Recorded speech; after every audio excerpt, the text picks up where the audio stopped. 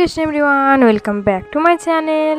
তোমরা সবাই কেমন আছো? আশা করছি তোমরা সবাই ভালো আছো।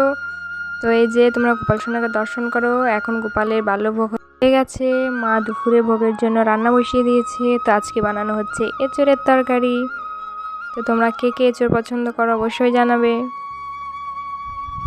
তো উনুনে রান্নার টেস্ট তো অনেক সুন্দর লাগে আমার। তোমাদের কার কার ভালো লাগে অবশ্যই বলবে।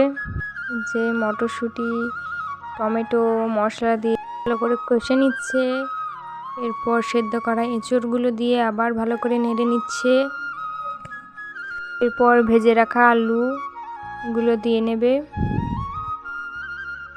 এরপর আবারও ভালো করে নেড়ে নিতে হবে, এরপর লবণ দিয়ে আবারও ভালো করে নেড়ে নিচ্ছে।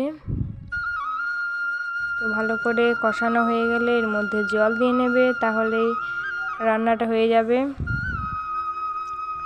তো দেখো সব রান্না হয়ে গেছে, এখন ভোগ সাজাচ্ছি। ভোগ সাজানো হয়ে গেলে গোপালকে ভোগ দিয়ে নেব।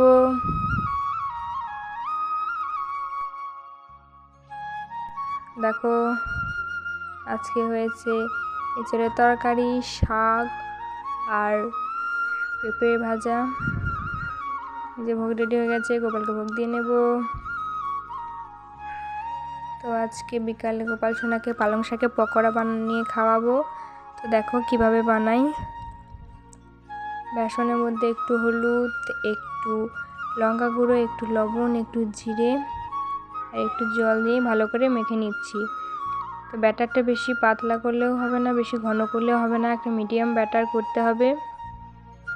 এই যে আমার ব্যাটারটা তৈরি হয়ে গেছে।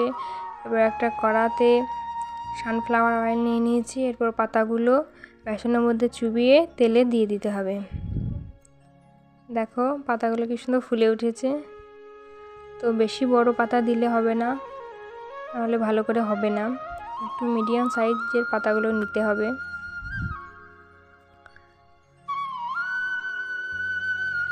এই যে আর একটা বানিয়ে দেখাচ্ছি, দেখো। তো সবগুলো পকোড়া আমার ভাজা হয়ে গেছে। শব্দ শুনে তো তোমরা বুঝতেই পারছো কতটা মুচমুচে হয়েছে। ওর আরতি হয়ে গেছে। মা আজকে গোপাল সোনার জন্য মুখপুলি বানাচ্ছে, তাই আমি পিঠেগুলো বানিয়ে নিয়েছি। এরপর মা ভেজে নেবে পিঠেগুলো। তো পিঠেগুলো একটু লাল লাল করে ভাজতে হবে। ভাজা হয়ে গেলে এগুলো চিনির সিরাপের মধ্যে দিয়ে দিতে হবে, তাহলে পিঠে রেডি হয়ে যাবে। তো এই দেখো চিনির সিরাপের মধ্যে ভেজে রাখা পিঠেগুলো দিয়ে নিচ্ছে। এইভাবে সবগুলো বানিয়ে নিয়েছি। এই দেখো ভোগ রেডি হয়ে গেছে, এখন গোপাল সোনাকে ভোগ দিয়ে নেব। এই যে ভোগ দেওয়া হয়ে গেছে, এরপর গোপাল সোনাকে শয়নে দেব।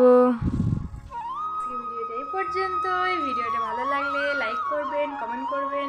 দেখা হচ্ছে পরবর্তী ভিডিওতে। ততক্ষণ সুস্থ থাকবেন, ভালো থাকবেন। হরে কৃষ্ণ।